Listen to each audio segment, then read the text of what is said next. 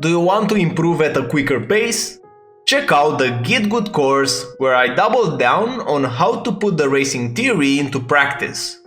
Instead of just understanding concepts, you'll learn how to implement them directly into your driving. What makes it effective is the approach and practical drills. Together, we're gonna focus on breaking down those complex concepts into small digestible bits that are simple to understand. Everything from the course was tested and refined during the years in coaching sessions, so what I ended up with was the ones that I saw were the most effective. Let's elevate your racing skills together.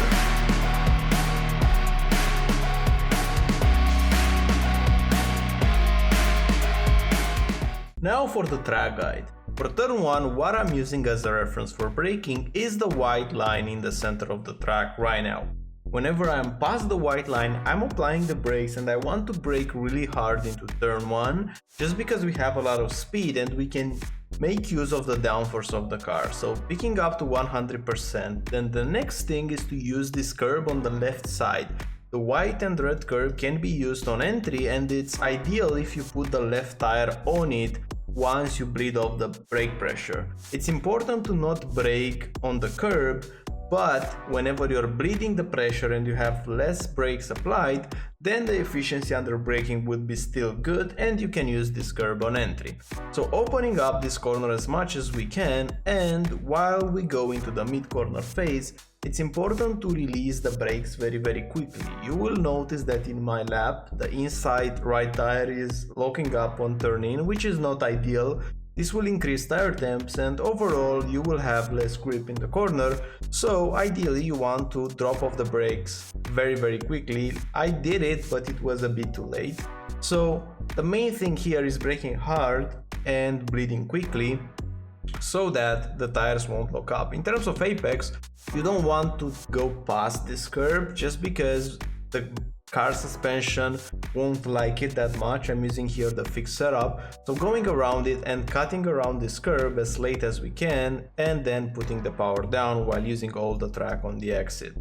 It's gonna be difficult to go on throttle like from 0-100 without corrections, so minimizing the corrections we do on the exit while still going up on the throttle is gonna be key. Now going into the next corner, my reference for braking is the beginning of the curb, and since we don't brake that hard into this corner, we can use this curb while braking because we're picking around 70 to 70%. So we can use this on braking. We're gonna downshift to third gear while we get closer, downshifting to second, and the moment that we're in the middle and touching this white line but not touching that much the curb on the left, we're gonna put the power down, and our goal is to get very close to the curb on the right side because the next corner with this car, with the setup, it's almost flat out. You maybe have to do like 5% throttle lift. So while turning into this corner, it's hard to see on the telemetry, but I do a 1% lift. You will see that your ideal goal would be to minimize the lift. Ideally it will be flat. But what's important here, and what a lot of people do some mistake while approaching this, is that they don't use all the track here, so they're taking more like a GT style of line where the car is more in the center of the track and the next corner is an easy flat, of course, if you prepare it like that, but you're gonna lose time because you will be slow here.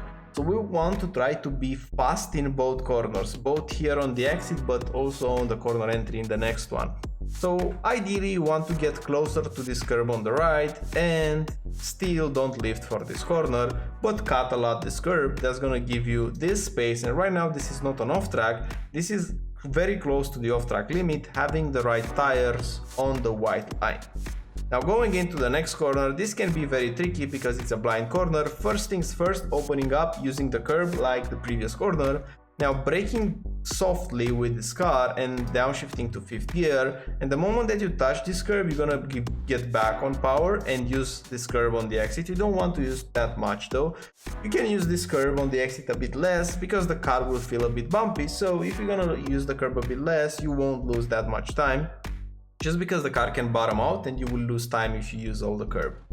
Now going into the next corner, I'm braking close and looking at the 13 post right here, And while trail braking in 4th gear, I want to get very close to this curve and then modulate it on the power on the exit. This can be a very tricky corner, so the timing is very important so that you can turn late into the corner. Now, the next one, the chicane, I'm braking at the beginning of the curve and I'm mounting this curve completely. Like right now, you see that I have my left tires almost kissing the grass on the left. This is crucial because we want to open up as much as we can.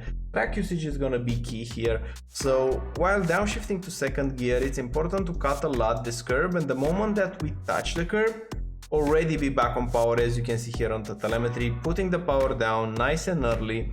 And now for the next corner in 4th gear, just a bit of a brake, soft brake, just to make the car point. We don't want to overslow an entry, we just want to have a bit of weight on the nose of the car. Now going back on power, and for this corner I like to downshift to 3rd while braking. It gives you that extra rotation, and this is basically the off-track limit. Again, having the right tires on the white line. If you're gonna use more than that, then it's gonna be an off-track.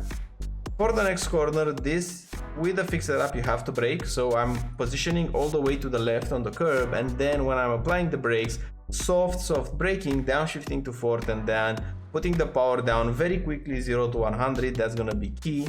The next corner, it's, let's say, not heavy braking zone but not low, it's something in between. It's definitely higher than medium, but it's not very hard. And because of that, you can use this curb while braking on the left side. So I'm picking around 80%. I'm mounting this curb completely right now. If you see, the antenna is in the middle of the curve, and then turning while cutting this one as well.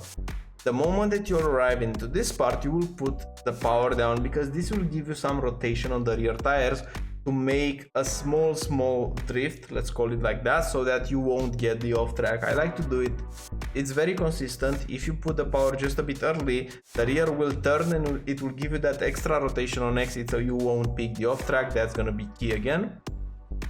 And preparing the second to last corner, braking at the beginning of the curve, braking in a straight line, then turning in 2nd gear. You can do it in 3rd as well. I think I lost here maybe 2/10. Then putting the power down. My goal on the exit is to have the car on the right side of the white line here. So the car to be in between the white line. Now pushing the car all the way to the left. The moment that I don't see the marshal post is the moment that I'm applying the brakes. You can also use as a braking reference this white line on the pit exit or pit entry, and trailing very softly in lower percentages. It's gonna be key to get this close to the wall here, otherwise you will have a bad exit out of the corner. And in short, that's a track guide of Hungaroring with the SF23. I hope you have a great week ahead, and I'll see you on the next one. Bye bye.